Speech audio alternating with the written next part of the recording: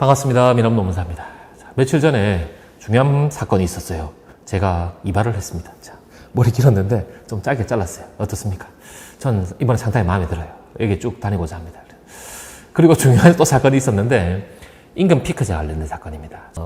임금 관련돼 가지고 인건비를 좀 아끼자는 차원에서 나이 많은 분들 임금을 피크 시점 대비 줄한다. 이게 임금 피크제인데 두 가지 유형이 있습니다. 정년 유지형이랑 정년 연장형이에요.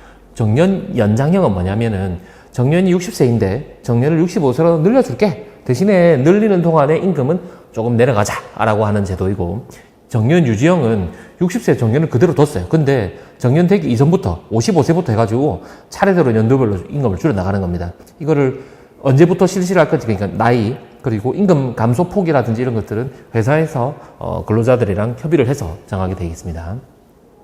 그런데 이거 관련해가지고 이번 판결에서 대법원에서 정년 유지형의 효력은 없다, 무효다 라고 판결했습니다. 내용을 한번 살펴보도록 하죠. 고령자 고용법에 따른 모집, 채용, 임금 등에서 연령 차별은 금지된다라고 하고 있어요. 그런데 정년 유지형 같은 경우에는 그냥 나이가 적정 수준에 차면, 어느 수준 차면은 임금을 줄인다고 하는 거니까 요거는 강행 규정인 고령자 고용법에 반한다. 그렇기 때문에 무효라고 하는 겁니다. 그리고 이게 중요한 거는 합리적 이유가 없으면 무효라는 건데, 합리적 이유가 있는지 여부에 대해서는 임금 피크제 도입 목적의 타당성, 대상 근로자가 있는 불이익의 정도, 그리고 대상 조치의 도입 여부 및 그 적정성, 그리고 감액된 재원이 임금 피크제 도입의 원래 목적을 위하여 사용되었는지 등입니다. 추상적이면서도 좀 구체적인 기준들이 나왔는데, 그래도 이제 일선 현장에서는 어떻게 이 우리 회사의 임금 피크제가 유효한지 무효한지 판단할 수 있느냐 문의가 많이 옵니다. 그래서 오늘 제가 어떻게 판단하면 될지 한번 기준을 말씀드리고자 합니다. 자, 첫 번째, 도입된 임금 피크제 유형이 무엇인지 파악해야 돼요. 그러니까 정년 유지형인지 정년 연장형인지 봐야 된다는 겁니다. 이번 판결은 정년 유지형이거든요.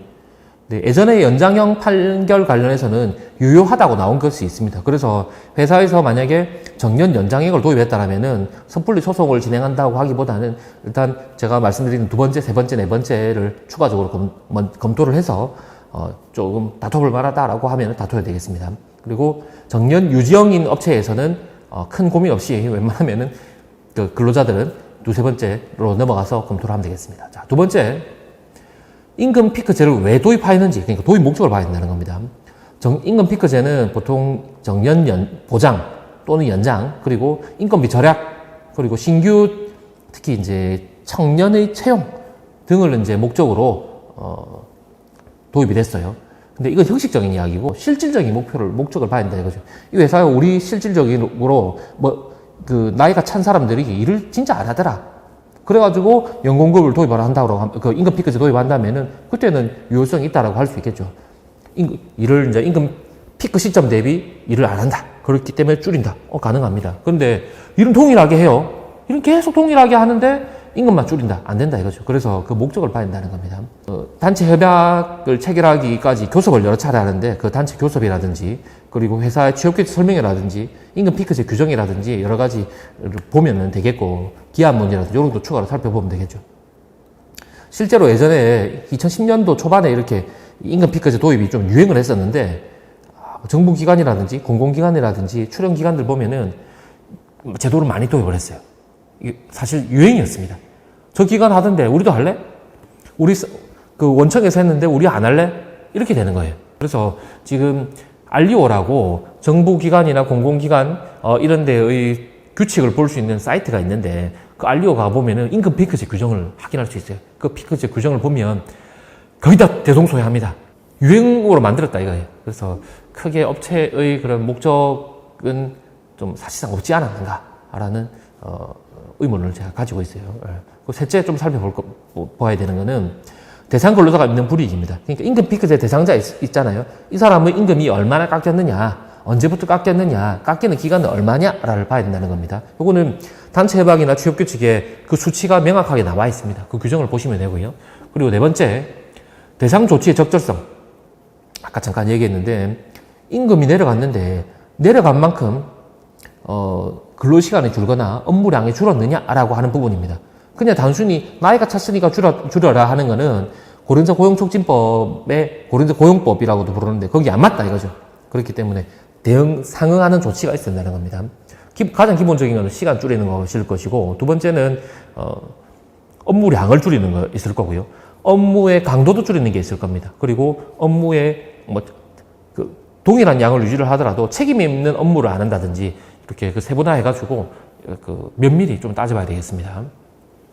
다섯 번째, 감원된 재원, 임금 피크제를 도입하면은 결국 회사에서는 임금비가 절감이 됩니다. 그럼 이 절감된 돈을 가지고 어디다 썼냐? 그냥 회사에 키핑해놨냐? 연구개발에 썼느냐? 아니면 신규 근로자를 채용하는 데 썼느냐? 를 봐야 되겠죠. 전사적으로도 봐야 되겠고, 그리고 임금 피크제가 적용된 그 부서, 특히 뭐 예를 들어서 A 부서에는 10명이 적용됐다라고 하면은 그 A 부서에 신규 근로자가 더 많아야겠죠. B 부서에는 전혀 사용되지 않았다라면은 왜 B 부서에는 또 적용이 되지 않았는지, 그럼 임금 피크제 절감된 돈이 오히려 B 부서에 들어가지 않았는지, 이런 것들을 면밀히 세부적으로 종합적으로 검토를 해야 한다는 겁니다. 자, 만약에 이렇게 임금 피크제가 무효예요. 무효로 판단받으려면 이런 근거를 모아가지고 노동청에 진정이나 고소를 제기하면서 저는 임금을 덜 받았다, 임금 체불이다 하고 주장을 하거나 소송을 통해가지고 임금 이제 뭐 체불 소송 관련되는 걸 진행하시면 되겠죠. 그래서 만약에 법원이나 이런 데서 무효다, 임금 피크제가 무효다라고 하면은 소급해서 임금 받아낼 수 있습니다. 소급해서. 그 깎인 임금뿐만 아니라 이 임금이 만약에 시급에 영향을 미치는 통상임금이다라고 한다면은 연장수당, 야간수당, 휴일근로수당, 연차휴가 미사용수당, 요렇게 네 가지에다가 이게 또 올라가면 퇴직금도 올라가겠죠. 혹시 퇴직하신 분이라든지 퇴직금 중간정산을 받은 분이 있다면은 그거를 받으실 수가 있겠습니다. 이렇게 돈을 받을 수 있고, 회사 입장에서는 이걸 대비해가지고 미리 사전 검토를 한번 하셔야겠죠. 우리 소속 근로자들이 소송을 할 것인지, 들어올 수 있는 것인지, 들어온다면 질 것인지, 그러면 이걸 소송 가서 질 것인지, 아니면은 사전에 근로자들은 합의를 해가지고 정리를 할 것인지. 근로자들 입장에서도 소송 비용이 들기 때문에 회사에서 어느 적정 수준을 보장해 준다면은 그거를 상쇄할 만큼의 돈을 준다라고 하면은 충분히 원만하게 이야기로 끝낼 수 있겠죠. 그리고 이 소멸수요가 3년입니다.